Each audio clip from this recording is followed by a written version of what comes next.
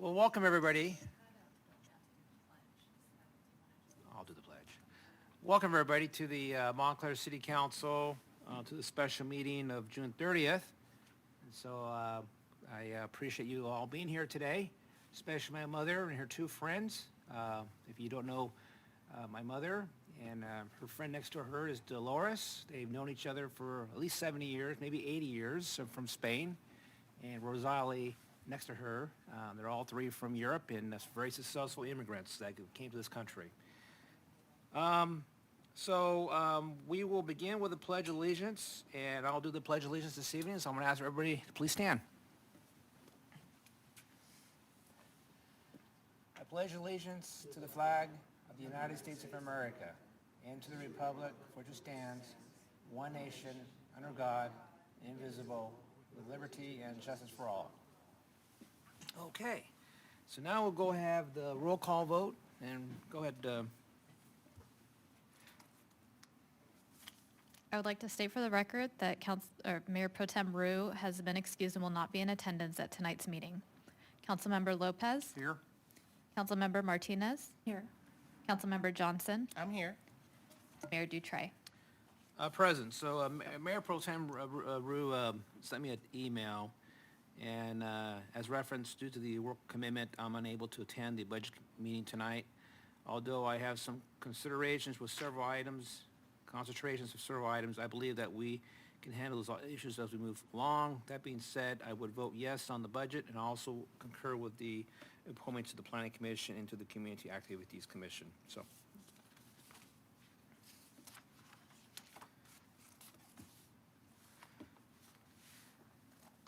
Before I get to presentations, a couple notes. If members of the public want to speak, we'll take comments right after presentations. This will be for comments that are on the agenda, including commission appointments and also the budget consideration.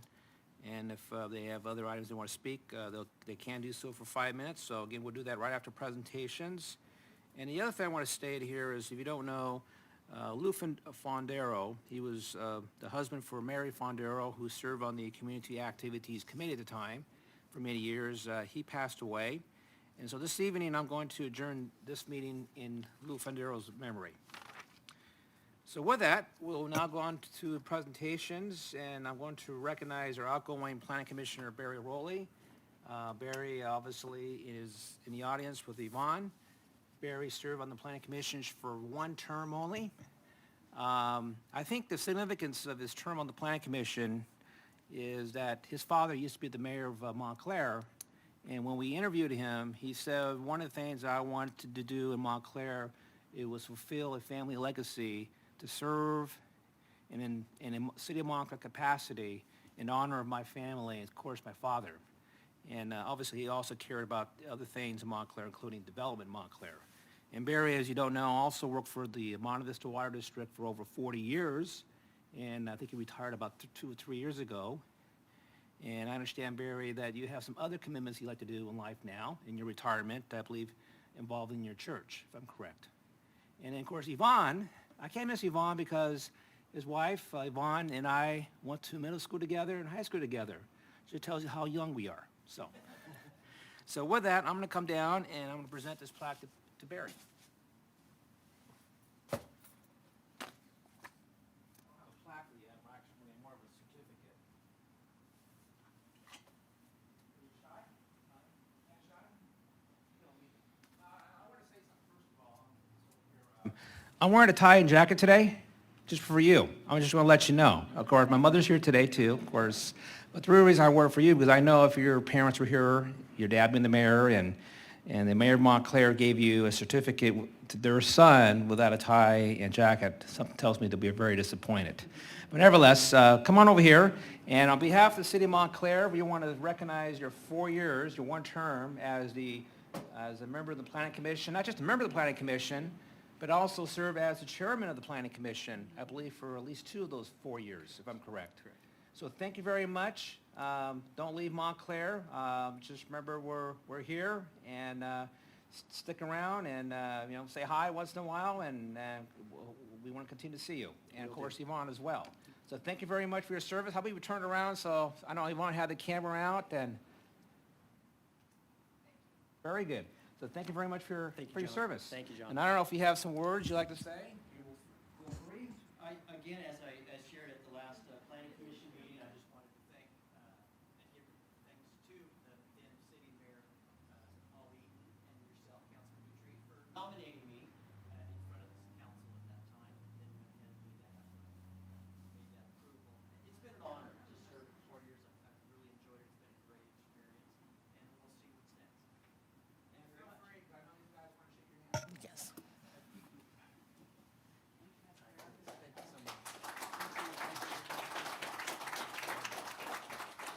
Well, I'm glad we wore polo shirts after that comment. Summer and all. Right. Thank you.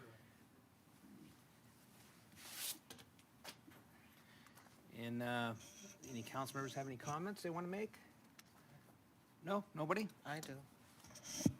I didn't push the button.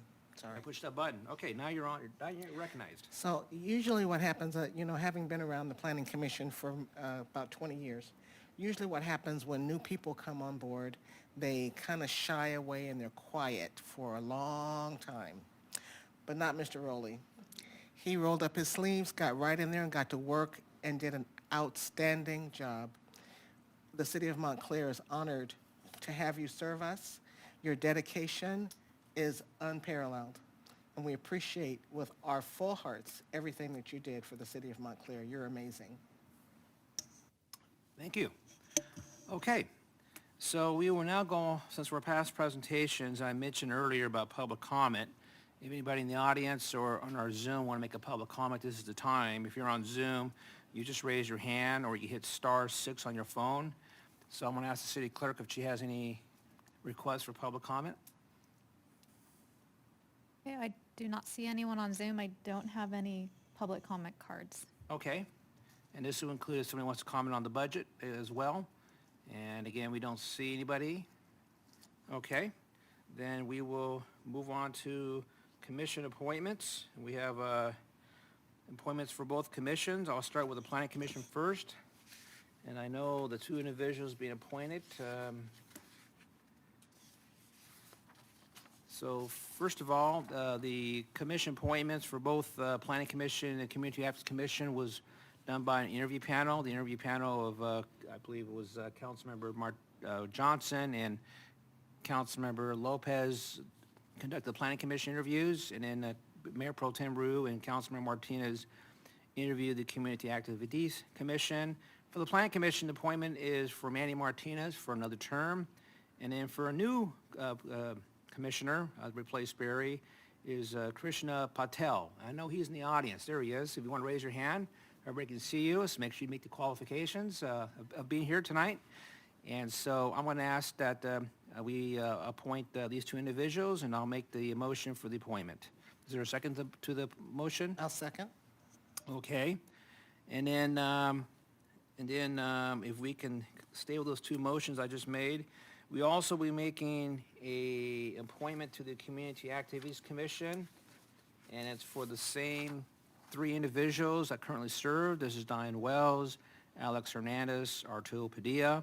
So I'm going to redo my appointment, my motion, that we also appoint Diane Wells, Alex Hernandez, and Arturo Padilla to the Community Activities Commission. I believe that's Ms. Councilmember Johnson, you okay with your second to amend your second to include this Community Activities Commission appointments? Yes, Okay. Mr. Mayor, I'll second. We have it. Let's just take a vote then, unless there's some comments. I don't see no comments. We'll take a vote. Councilmember Lopez? Aye. Councilmember Martinez? Aye. Councilmember Johnson? Aye. And Mayor Dutray? That's aye, so that's adopted by a vote of 4-0-1. And now, we get down to the consent calendar, the more expensive portion of the agenda. So what I'm gonna do is I'm gonna pull item A3, which is the City of Montclair budget. Is there anything else, any other questions on the other items in the consent calendar? If not, then I'm gonna ask that we just make a motion to approve items A1, A2, and A4. Is there a second to the motion? I'll second. Okay, we have a motion by Councilmember Martinez. Can we have a roll call, a vote, please?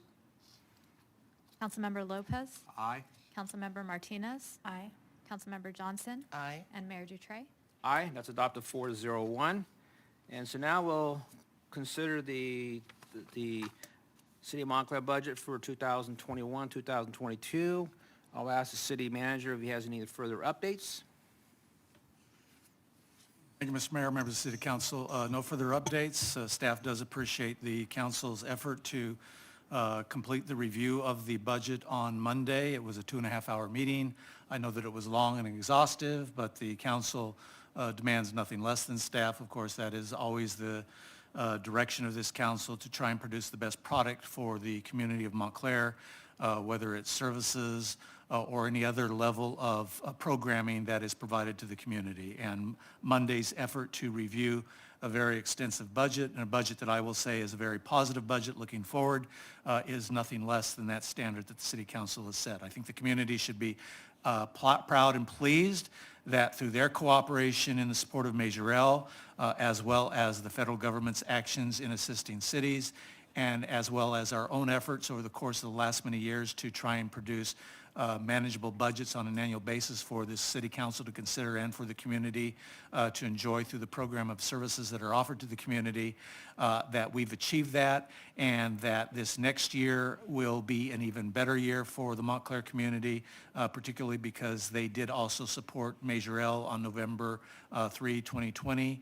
That tax measure will add significantly to the city's ability to produce an extensive array of programs and services, as well as make improvements to our public safety programs, our human resources programs, our human relations programs, as well as all other activities that the City of Montclair provides to the community. And so from staff's perspective, we thank the City Council for all that you do, not only for city staff in your support of everything that we try to do for the community, but beyond that, your effort and your support of the community in trying to make Montclair a better place in which to work and play. And we believe that as the process plays out over the next couple of years, and you see all of the changes that will be occurring in the Montclair community, a lot of that is obviously a direct result of the engagement of the community, but more directly, the council's desire to produce a community that is responsive to the changing needs, not only of the community, but the environment around us. And I believe that the program budget that you're approving today is the start of a major effort to signify these changes will be occurring. And with that, City Council, we refer the budget back to you for your consideration. Thank you. Any comments or questions from council members? I don't see anything on the queue. Councilmember Johnson? Thank you, Mayor Dutray. I just have a couple comments. I'll try to be quick. Some time ago, we queried the residents of Montclair and we asked them what was important to them. And they noted they had four top things that they said were really important in this order. They said police, they said fire, they said roads, and quality of life. And I am delighted to see that because of Measure L, there are significant increases in all of those areas, so that, which is what the people wanted, and I'm happy to see that we're giving them what they asked for. And when we think about roads, it's important to note that when people said roads, I don't know if they just really meant the pavement, but roads with Public Works includes a whole plethora of stuff that they have to do. It's big, heavy work that they have to do, and that's important to the people.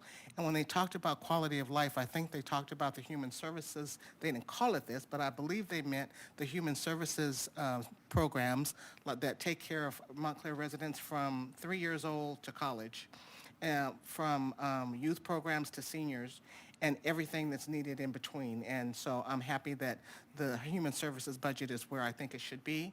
And when we talk about quality of life, we also need to think about all of the people that we saw during the pandemic when we were closed who were really frustrated because they couldn't get in the building to pay their bill. So those people in the front desk who take payments, that's part of quality of life, because a couple people I talked to, and they wanted to pay their bill, and I said, well, the post office is across the street. They didn't want to go across the street. They wanted to come in here.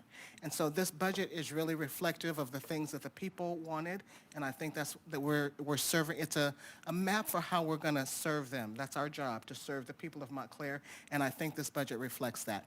There may be a couple little things that we want to change, but we can address those things at the mid-year budget, because right now we need to think about moving forward, because tomorrow's the first day of the fiscal year. So, but overall, I think this is a very comprehensive document, and it serves our community well. Mr. Lopez? Thank you, Mr. Mayor and colleagues. 2 nights ago, I had expressed some reservations that I was genuinely on the fence, for lack of a better term, with the budget, and have mulled it over, looked at it, considered a few things. I know my colleague who's not here also expressed some hesitations, and I think our hesitations are similar. The budget for me is a mixed bag. Adopting a budget is probably the most important decision and weighted decision and vote that we as council members will cast. It determines literally everything for the operation of the city for the coming year ahead. I mean, it addresses primarily staff, programs, staffing, pay, et cetera.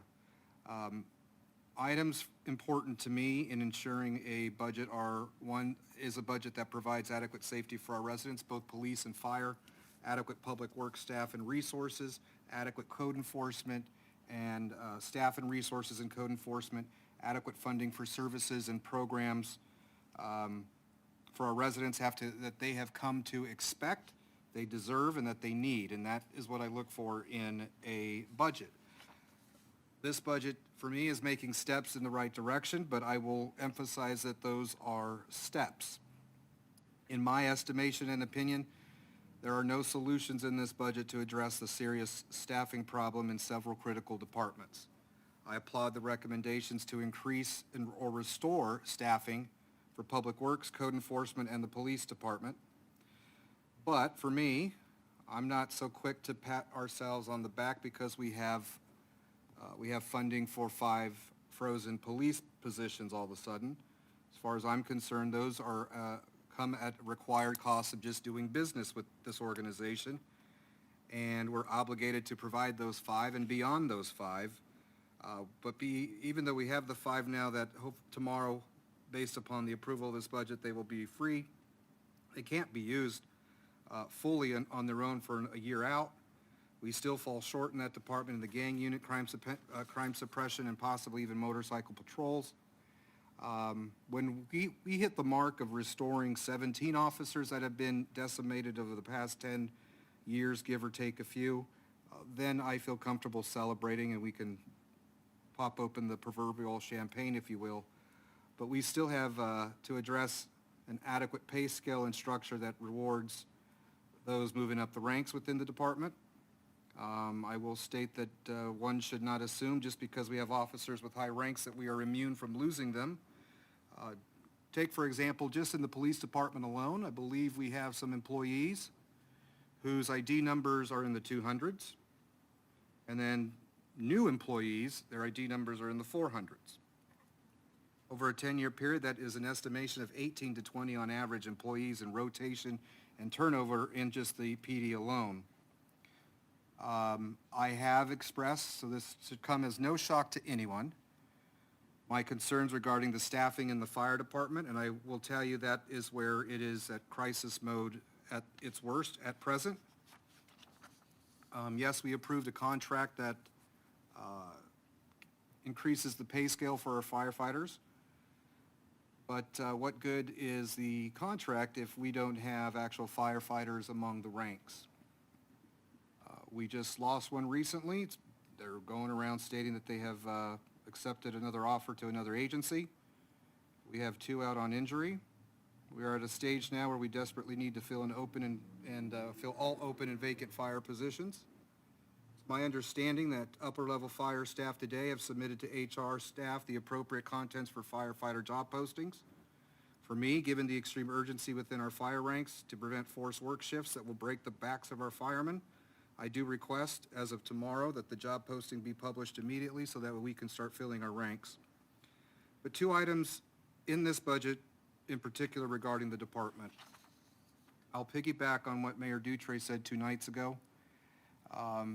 If we are denied the grants that the budget alludes to of us getting, or not, the ability for us to get an engine is not confirmed, then I want us to immediately take up the issue of using funds to purchase a new engine outright. I went along with the recommendation for us to declare an emergency to replace a burned bridge for the trail, upwards of $500,000. I was uneasy about doing so, but I went along to be a team player. If we can do that for a bridge, I certainly think we can act with the same swiftness to use reserve funds to get us an engine. Regarding the bathroom and shower remodels that are slated or itemized in the budget, I appreciate those. There's a lot also I'll touch on that I appreciate in the budget. But when those remodels begin, let us do those remodels in a way that they are accommodating for women as well. We cannot assume that our fire force will forever be composed of all men. As I stated, the budget is a mixed bag for me. I am grateful to see that we have dispatchers that are increased in the police budget. I am grateful to see that the issue regarding the lobby floor in the police department will be addressed. I'm thankful to see the locker rooms, the carpeting, showers, adaptations to engines at the fire station, increases to public works staff, increases in the code enforcement department where we're elevating folks that well deserve the promotion and increased title and position. I was up front with the mayor and the city manager about my hesitations with the budget 2 days ago. I'm strongly bothered by the creation of permanent positions within the city manager's budget. For me, until we have our staffing levels at both police, fire, and public works solidly addressed, I'll be uneasy about the influx of funds to the new created departments. Or not created departments, but the positions.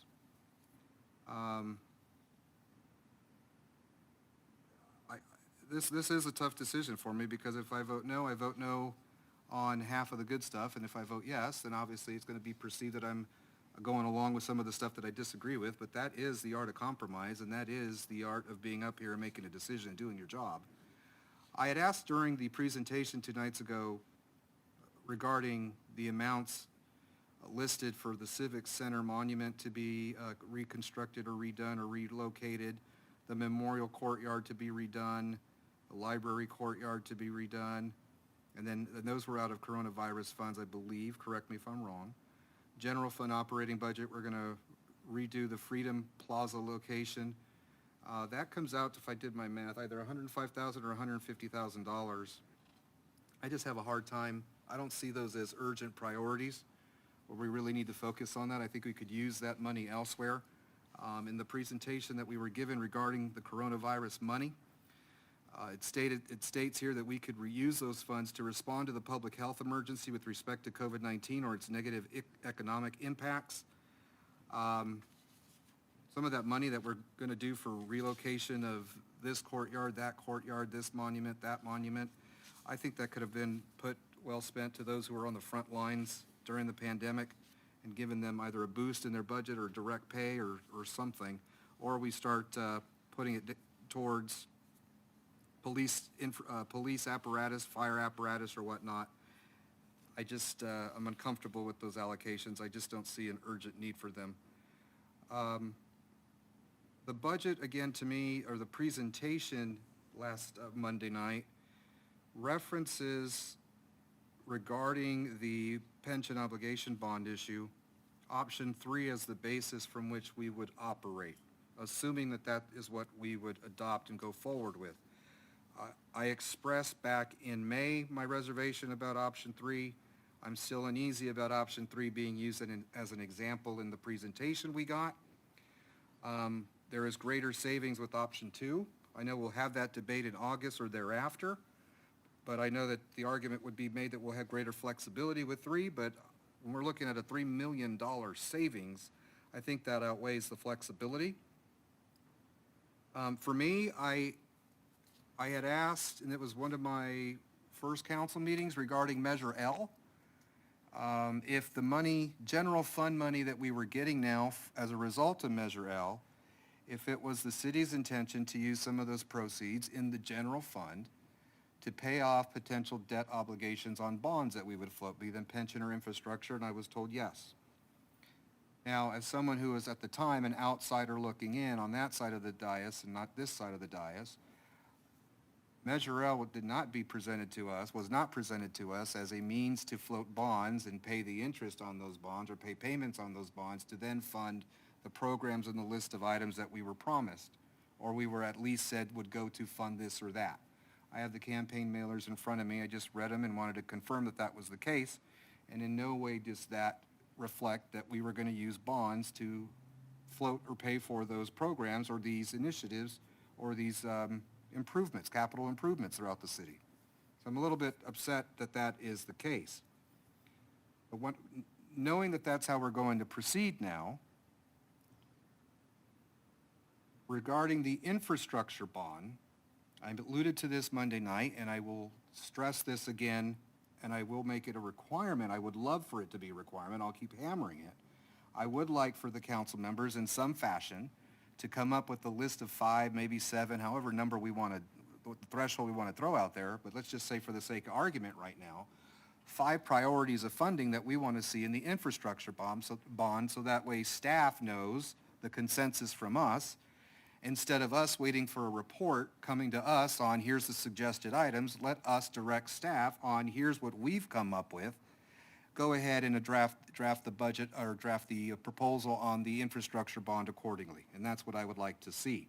And I would ask that as a compromise to this, in adopting this budget. I intend to vote for the budget as presented.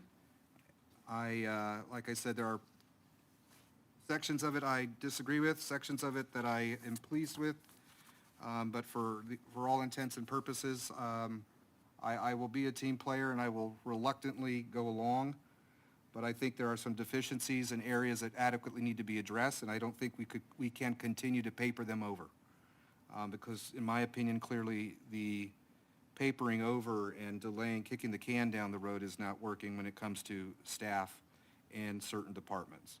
And it's more than just public safety departments.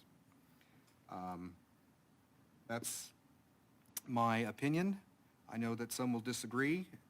I'm not here to attack anyone personally. I appreciate staff's work on the whole presentation and their time. I know that this is a complex assignment to do, so Janet, thank you for you and your department. Ed, thank you for you and your work and your staff. Mikey includes you. Marcia, all of you that did your input, I appreciate it. But here we are. And I'm a little uneasy, but I will move forward for the greater good of the city. But I will still hammer home my points throughout the year. I don't like the process of waiting for mid-year budget review to make some determinations with respect to some needs and delaying some needs when, in my opinion, we need the needs now. And why have staff or departments wait 6 months down the road? Clearly, I have no hesitation voting against a budget mid-year review, and I even earned the title of being called stupid by a former council member. But I represent the people that put me here, and I won't take any lectures from folks on the other side of the dais who basically wasted their tenure up here, 28 years, and read from scripts and took orders as to what to do. So I will do what I will do is continue to represent the people in the interest of the people as best as possible. And with that, I'll conclude my comments. Thank you, Mr. Mayor. Okay. Nobody else wants to speak?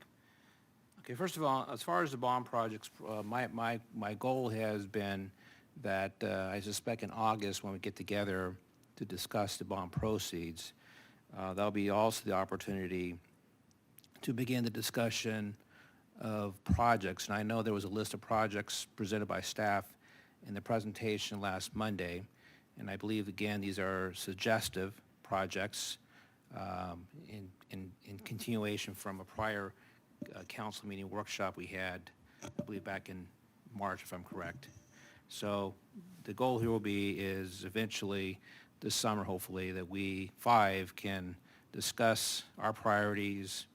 I don't know how we go about doing that. I'll let staff figure that part out, what our wish list is, and then we can figure out if at least 3 of us agree what the priorities are, what the wish lists are, and we'll go from there. So, I think the exercise for last Monday wasn't meant that these are concrete projects the staff is recommending that we should do. I believe that was suggested projects, if I'm correct, Mr. Starr, and that will come to us, I'm assuming in August when we have, again, the when we discuss the issuance of the improvement bonds, we can also have a discussion about the process to decide a priority list of projects moving forward from August. I'm assuming, again, Mrs. Starr, is that the plan? Yes, you do have to Okay. have a project list in order to go forward with the And we don't bonds. need the project list in order to issue the bonds.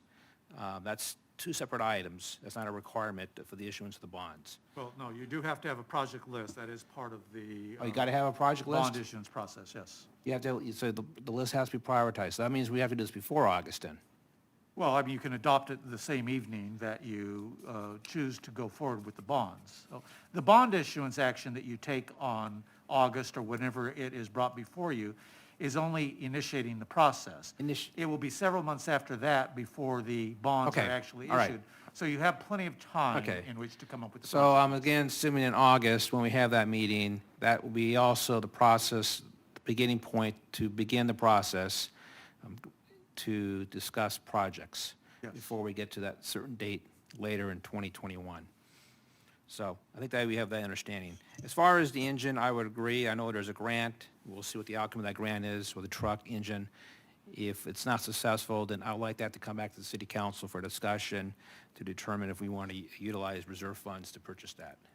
And I know that earlier today, I talked to you about vehicles. I do think we have some field vehicles, especially in code enforcement, in building, for example, public works, even the division chief's vehicle that should be replaced. And I'd kind of like to have that come back to before the end of the calendar year. I know you and I discussed it on the sidelines regarding that, and to replace some of these vehicles.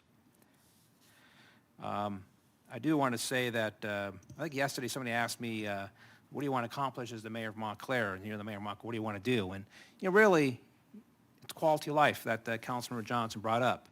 And so when the voters of Montclair adopted Measure L, their wish list is the quality of life. Life for their family, life for themselves. They want to make sure when they call 911, police or fire respond. They want to make sure that their trashes are picked up. They want to make sure the roads are fixed. They want to make sure the parks are clean. They want to make sure they have nice places in Montclair to shop or go to restaurants. So it's really about the quality of life, and that's what, again, the voters gave us that fiduciary responsibility with Measure L, the 69% of the voters who voted for it, and that's the responsibility we have. Are we going to fix everything tonight? No, we're not. I realize there's still deficiencies. I realize we are creating new positions. The hard part is trying to find qualified staff these days, and it's harder now, I think, with the current job market. But nevertheless, we're going to do our best as we can, and then we will make modifications as we go. I think there's some other things that are in the background that they're being worked on, and then eventually those will come in front of the city council for discussion. So in terms of the fire department, yes, I believe the fire department needs further improvement. I'm really happy with this 5-year contract that we're able to, I think, get the fire personnel. Their salary is much closer to the average. I think they've been behind the average. And I'm not going to talk about labor negotiations here, but I think perhaps both sides, maybe we could have done a better job in having these meet and confer discussions in the past, which I felt somewhat lacked, and I'm not saying it's just the responsibility of the city, but I also believe some of that responsibility falls in the hands of the Fire Association from the last maybe 10 years in terms of how those negotiations have gone, or there haven't been any negotiations for several years.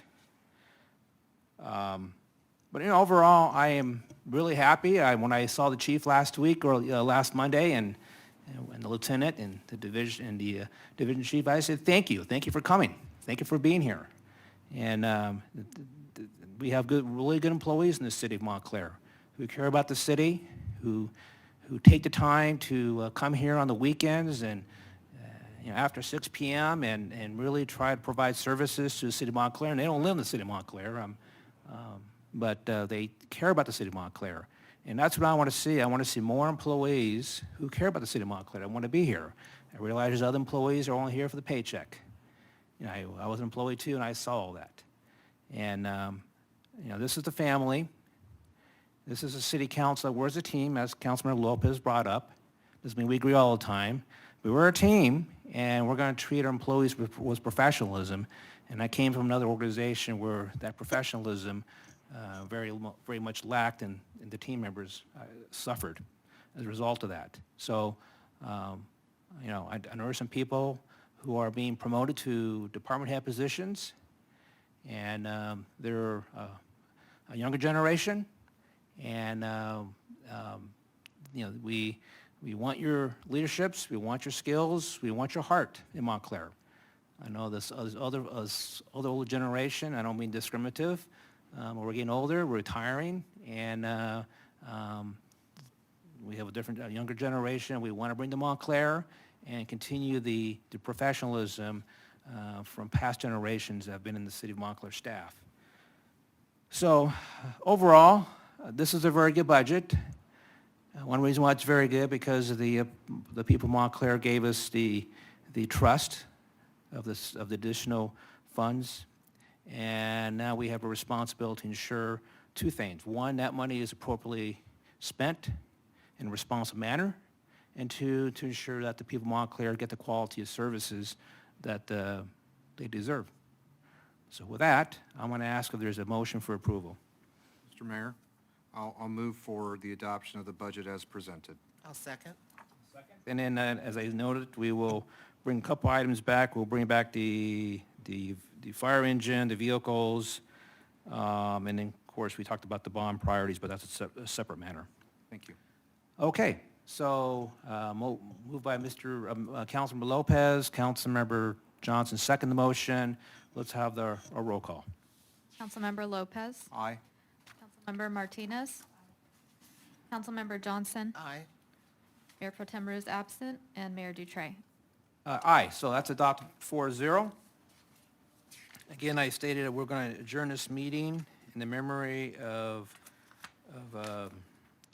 Louis Fundero.